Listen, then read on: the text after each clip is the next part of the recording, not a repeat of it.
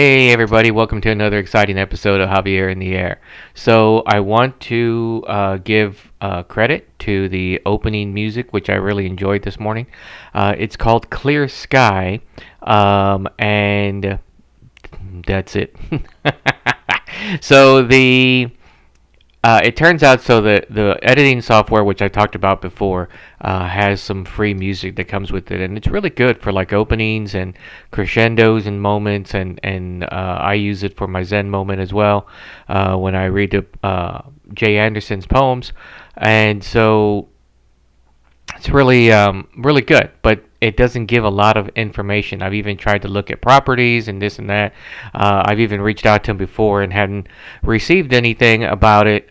So I'm not sure uh, who does Clear Sky. It just says Clear Sky on it. So, and then later on, I'll be using something called Polar. And again, it just says Polar on, or no, I'm sorry, Polar Man on it, and that's it.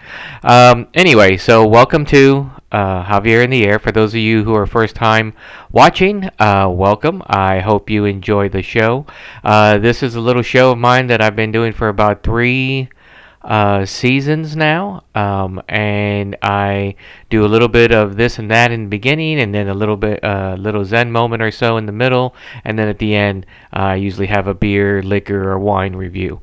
Sometimes it's a review of the party that I had the night before. No party yet, but the next one coming up is going to be cocktails, or aka Christmas cocktails, because it is going to be in December, and there will be a white elephant gift involved as well. So I hope I'll see a lot of people that I've invited out there that can make it this time, and so I think it's going to be a lot of fun. Okay, so this episode, we are going to be having again another Trashy Hood episode. I managed to get out 3 days this week before the cold and the rain came in. No snow, but cold and rain, and it has been. I believe it's been 37 degrees since about midnight or so yesterday. So midnight Saturday morning till this time right now, it's been in the mid to late 30s or high 30s. And so it's just been pretty miserable out here. I know a lot of people are in deep snow right now, and I apologize for that. But just like the people in Florida, they're not geared for anything below 55. And in Texas, my part of Texas, we're not really geared for anything below 50. But it tends to happen, and we'll probably see a lot more of that in the future. So it's been 37 for the past couple of days. It's supposed to continue like this through, I think, tomorrow, and then it's supposed to warm up into the 60s. Whoa. But I'll take what I can get. All right, so like I said, we're going to start out with Trashy Hood. We have a Zen moment. We have a liquor to look at, and then we also have a bottom line. So I think it's a really good bottom line, so I hope you stay with me long enough that you can get to it, or if you want to fast forward and get to the bottom line, I'm a little hurt, but I understand. So, that's why I try to keep these. I'm back to keeping these as short as possible. Okay, so let's go to the Trashy Hood.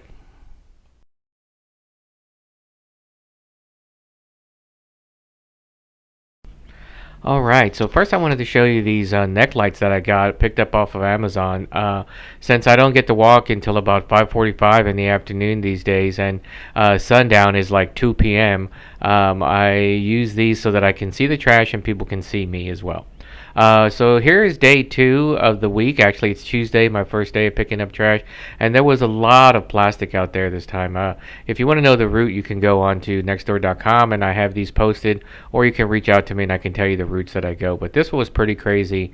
Large items. It gets even worse later on in the week, but and then a light amount of cigarette butts. I was really surprised. Now, of course, the next day I get out there and more plastic and a lot more cardboard this time, and paper products, a cigarette box, and the stuff like that. And then what I would consider, unfortunately, the average number of cigarette butts that I usually find per day that I go walking.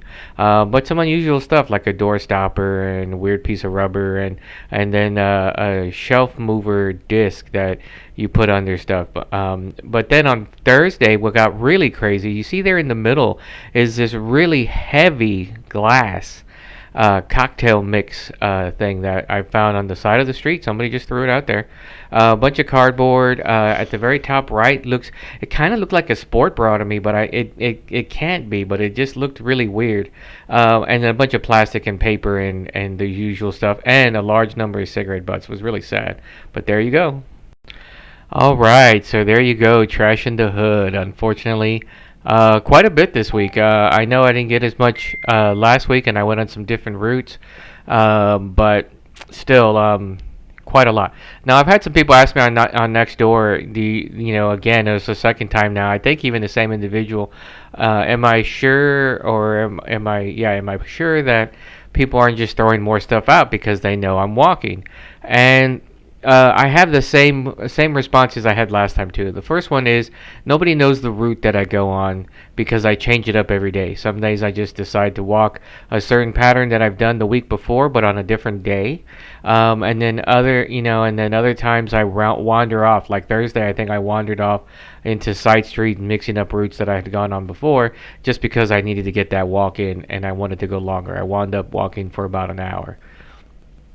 So there's that. And then two, that's just more on them. If they're trashing up their in front of their street or on their street, in front of their house, I mean, or on their street because they want to see an old man pick up trash, then shame on them. That's their thing. Don't they're not gonna. I find it hard to believe that they're gonna dirty up their street and in front of their house just because they want to see an old man come down the street and pick up more trash. And if they are doing that, then the more shame and pity on them. I can't even pity them. That's just ridiculous and stupid. Yeah, I said it. So, and third of all, I just really I just really can't see it because they don't know my route, so they don't know I'm gonna be there. So it could be maybe it goes a whole week and I don't see it. They're gonna have that trash out in front of their house. I don't think so. I don't think people have the time to try to mess with me. Who am I that they want to mess with? It doesn't make any sense. So overall, the answer is no. I don't think people are messing with me and throwing trash out there.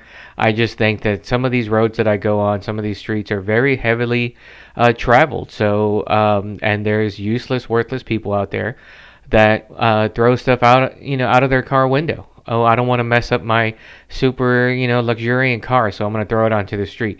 I don't live in this neighborhood, so why do I care? I'm just using this cross street. Or even I live on the street, but I don't care, and I throw it out the window anyway because I don't want to mess up my car. You saw the big, huge bottle, and the bottle was about that big and probably weighed about 4 pounds. So it was intentionally thrown out of their car, and it looked like it was thrown, and it hit top first, which shattered, and the rest of the glass is thick enough that it didn't do it. Or maybe it slipped out of their hands as they were drinking. I don't know. It was a weird part of the street I found it on. It's just the nature of these things. Unfortunately, the nature of some people are not always well intended or good, and so they just have to throw it wherever they want to throw it. I can't fault them for that. I don't know them. I'm not going to go after them. It's just sad to see the state of affairs sometimes when I'm walking. And I'm sure you've seen it too when you go walking in other places. You go walking downtown Austin, downtown of wherever you live, lakes and ponds of wherever you live. I'm sure you'll see a bunch of junk out there too. My friend walks in on the beach on Friday mornings in Pompano Beach in Florida, and she finds a bunch of junk on there. So it's not just my little area of people throwing junk. It's the world and how people feel about it and how they don't care about their fellow man looking at something of theirs because they're walking away for the day, so they don't care. That's just how it goes. So, but continue the comments and positive thoughts that you've been leaving me here and on nextdoor.com for my trash picking up. And again, it also keeps me doing it because I know I have to get out there to pick up the trash, which means I'm going to have to walk, which gets me out there and walking, which is good for my health. So there you go. So Before we get to our Zen moment, I think what we're going to do is we're going to do our bottom line because we're going to have a little bit of mixed reviews, mixed feelings, mixed bag of feelings on this bottom line that I'm coming up with. I'm trying not to be too controversial, and for those of you who know me, know that that's a stretch. But I did want to get this one out there because there was an article I saw, and so I wanted to talk a little bit about it. And so let's get to the bottom line. Dark Frog Social Media presents The Bottom Line. This week's episode: Is college too hard? Hi, everybody. Welcome to another edition of The Bottom Line. So, this week's episode is called Is College Too Hard? So, I ran across an article this week that talks a little bit about a professor from New York University who was a professor of organic chemistry, specifically introductory organic chemistry for the article. He did other organic chemistry, but this was specifically his intro to organic chemistry class, where by the end of the semester, 82 students in his class, and I think they had multiple classes for introductory. So, of his multiple classes of introductory organic chemistry, 82 students signed a petition to have him fired because they said it was too hard. Too hard. Now, it continues on to say that the professor said, but 60% of his final grades were A's and B's. So he feels like the ones, and he had 350 overall students. So about 20% of them complained that it was too hard. And he felt that there was only 19, he said, that actually failed, and he just said that they weren't studying enough. So of 19 failed, 331 actually passed, or at least got a D or better, and 60% of them got A's and B's. So you're looking at a large portion of the introductory class actually passed. So was it too hard, or are they not studying enough? So here's where it comes there. Here's where the article gets interesting. They talk a little bit about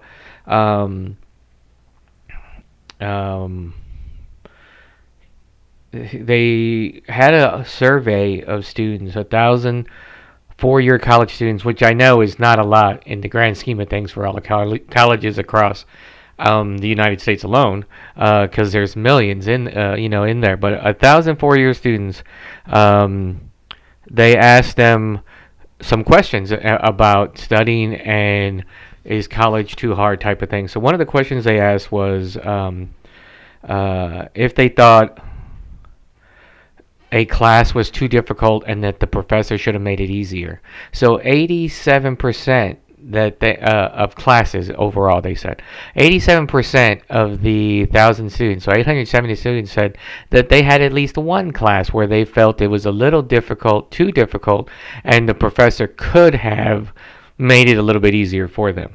8% said that they had at one point filed a complaint against the professor because it was too hard for them. They felt the class was too hard.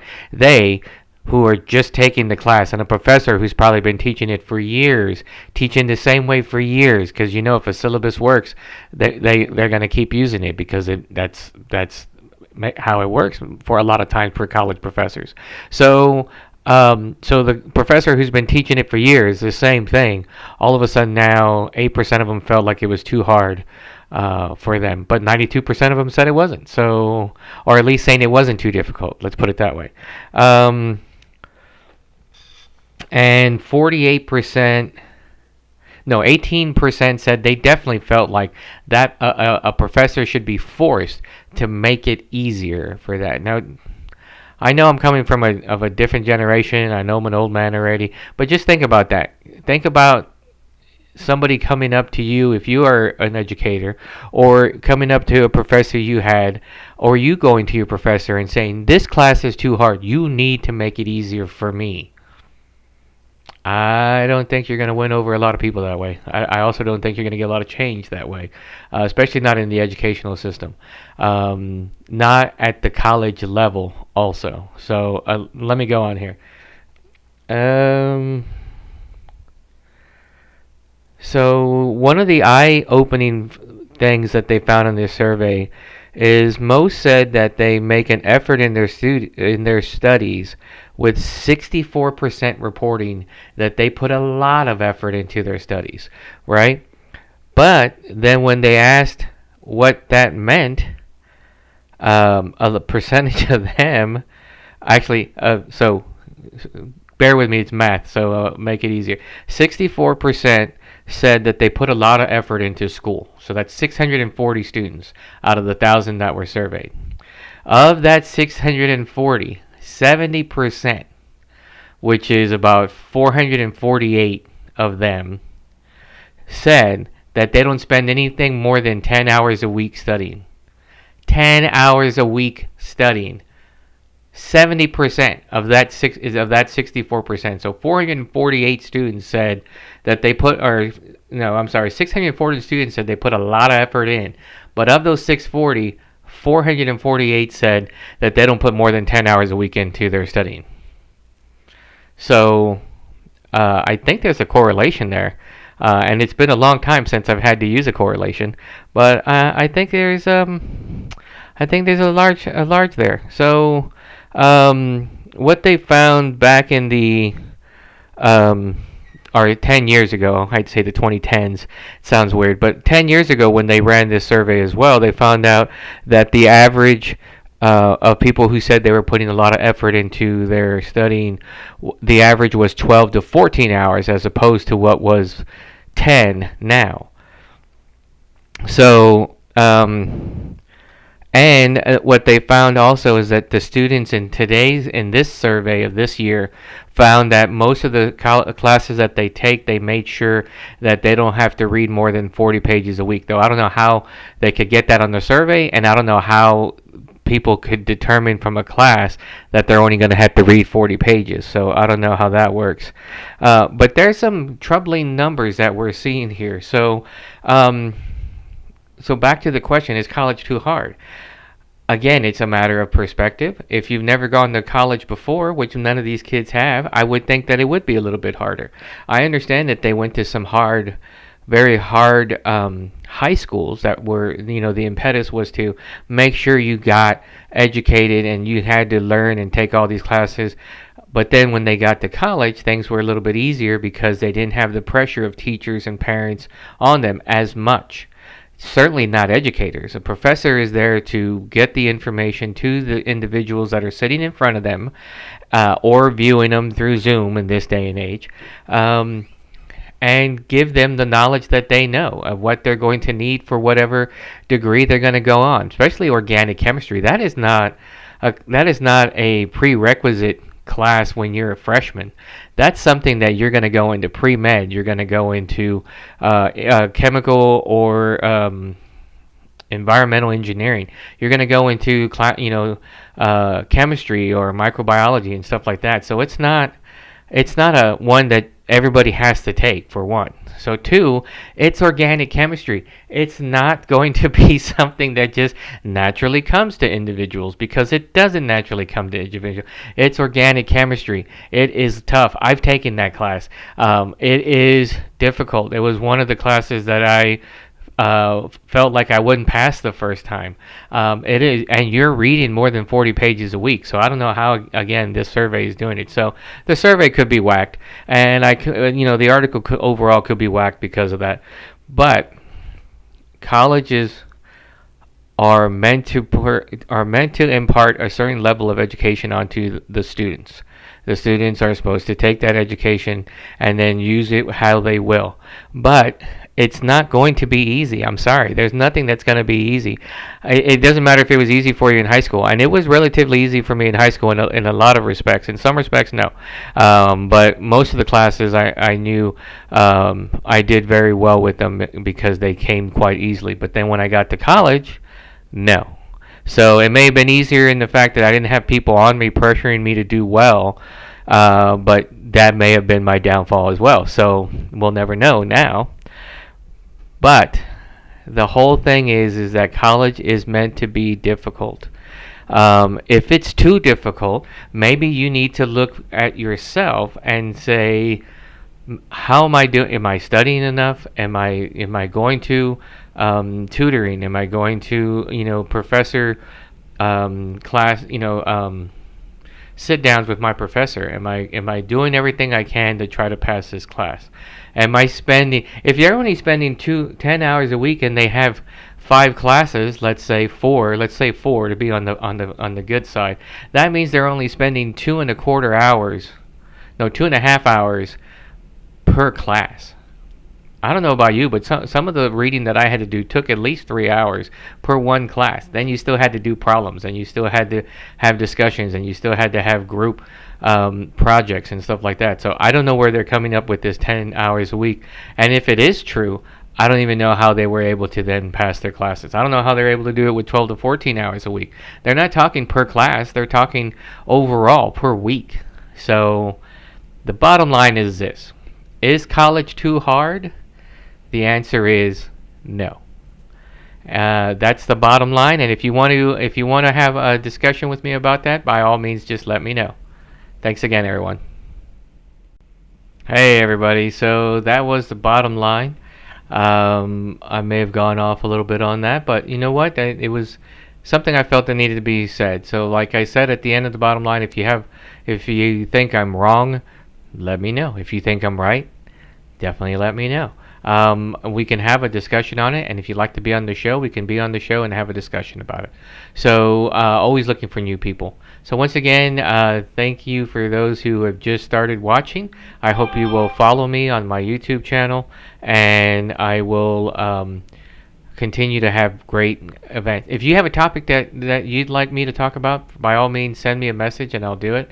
Any mom and pop organizations that want to talk about their business, I'm all here for you, so let's talk. All right, so before we get into the spirit of things, let's get into our Zen moment. So here's our Zen moment for the day.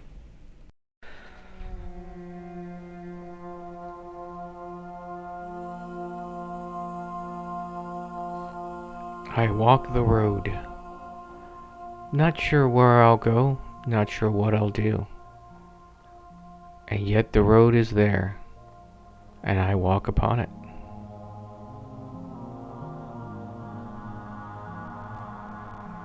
I drive the road. I know my destination now. Will I reach it? I do not know. And yet, I drive the road.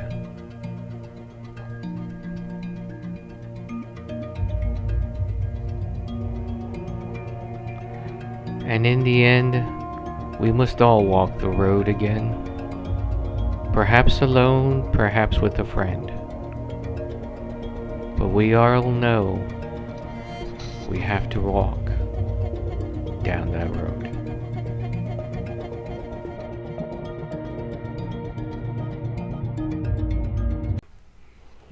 Okay, so that was Zen Moment for the day.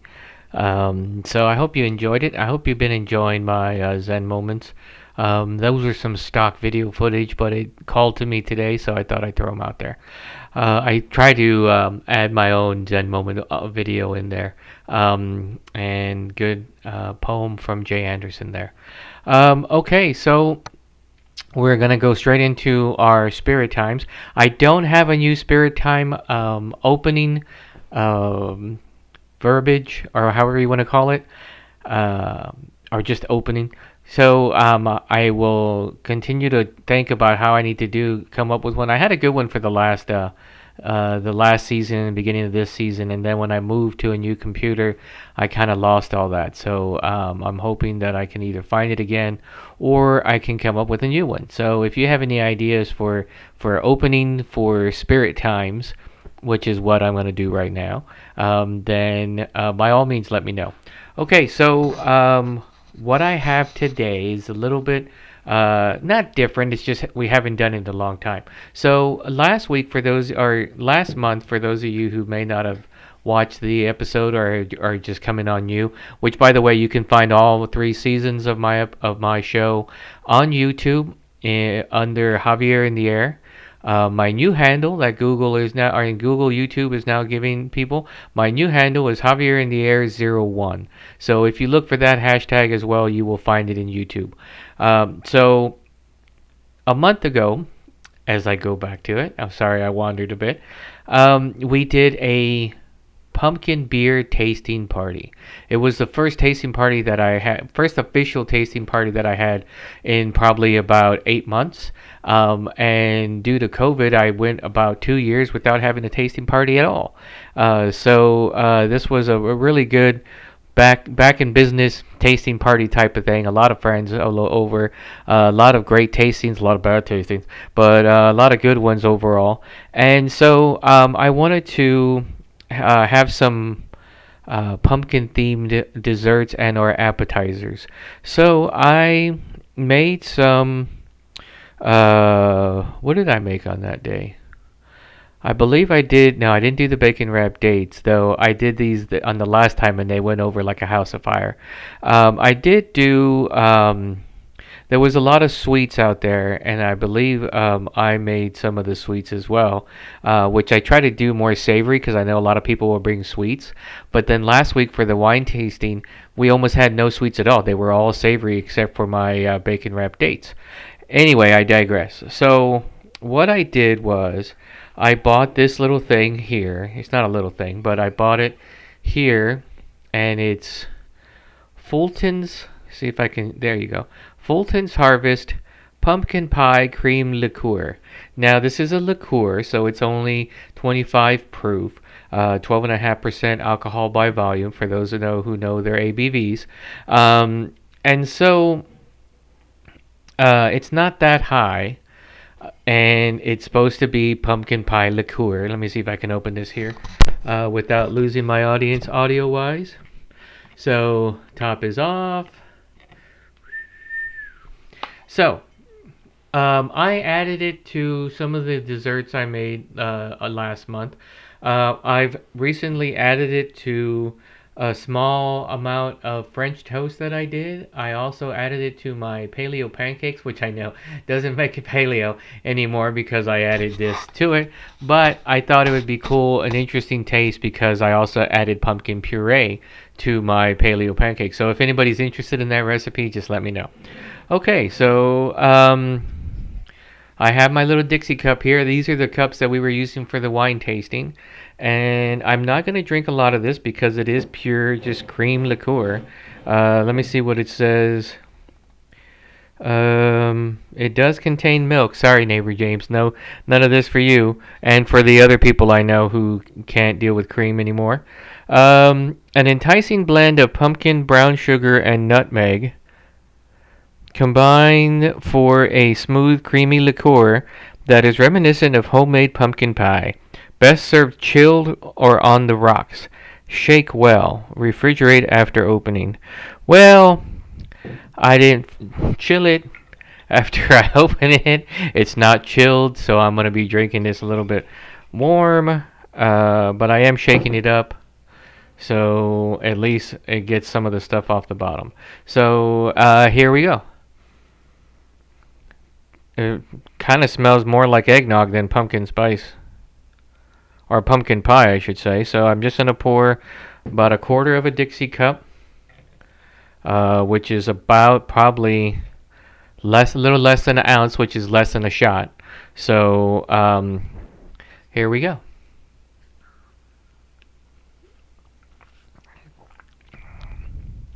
Okay.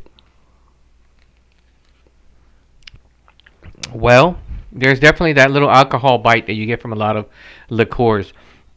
This almost reminds me of Godiva's white chocolate liqueur. It's good. Don't get me wrong, Fulton's Harvest, wherever you guys are from, which I didn't see on here. Oh, bottled by Cedar Hill Distilling Company, Bardstown, New York. So, no offense to you guys, it's good. I like it. I will add it to my coffee now. I loved it in the French toast. However, it doesn't really taste like pumpkin pie. So I know you're saying pumpkin pie, but it tastes more like just a little bit, almost like eggnog, which eggnog is almost like pumpkin pie. So I'm definitely tasting the spices in it. Kind of pumpkiny. I'm getting a little bit more now as it coats the back of my throat as it goes down. Um, but yeah, it's good though. I do like it. As far as liqueurs go, I would recommend it definitely on my coffees on a cold day like we're having today. Um, I would add it to other drinks as well, probably maybe in a good cocktail, maybe in a cocktail next month. Regardless, I'm going to give this a solid 7. It's not bad for what it is. Um, I wouldn't drink it by itself normally, except on something like this because it's a little thick, and I like to add it. I would love to add it to some of the other cocktails. I might add it for definitely for a coffee drink, maybe into my hot cocoa. Unfortunately, we're having a hot cocoa thing at the office, and I can't bring in alcohol. Otherwise, I would bring this in for sure. So, all right, so a solid 7. So there you have it. Fulton's Harvest Pumpkin Pie Cream Liqueur. And that's it, everyone. Another episode of Javier in the Air in the bag. I want to thank everyone for watching it. Like once again, I want to welcome the newcomers. If you want to watch some of my older episodes, by all means, please do. They are archived on YouTube, and you can search for Javier in the Air. Javier in the Air. It turns out there is somebody else that just started something about a year ago called Javier on the Air. That is not me. I am Javier in the air, as like being thrown up in the air. He is on the air like I'm on TV now. Definitely doesn't look like me, doesn't talk like me, so you'll know the difference. So have at it. Watch as many episodes as you want. If there's anything you haven't seen on my show, which I kind of doubt it. I mean, there is two that I don't put on there, but if everything else, I've covered a lot.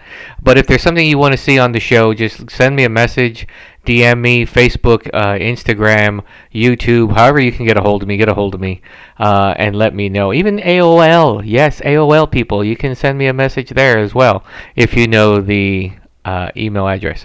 So if you're interested in getting your business on the show, just let me know. Shout out again to Crazy Stacy for that fabulous fair that we did 2 weeks ago now. And no, 2 weeks ago? Last week. Anyway, it was fantastic. We appreciate it. And looking forward to the next one. And anybody else has anything they want to be on, if you'd like to be a co-host, let me know. I'm always looking for something so we can have a discussion and not just this monologue that I do. So hope everybody has a good week. Turkey Day's coming up in 4 days, so I will have a special Thanksgiving edition that I will put out probably around Thanksgiving instead of next Sunday. So it will be a Thanksgiving edition. If you have anything you want me to put on there for the show, let me know. If you have an unusual dessert or appetizer or course that you have for Thanksgiving, be sure and let me know. I'd like to get it on the air. I'm trying to find some of the more unique recipes that people have on Thanksgiving. Hopefully, you won't be too hopped up on that tryptophan, and you'll be able to watch the show. So, thanks a lot, everybody. Have a good Thanksgiving, and I'll talk to you again then.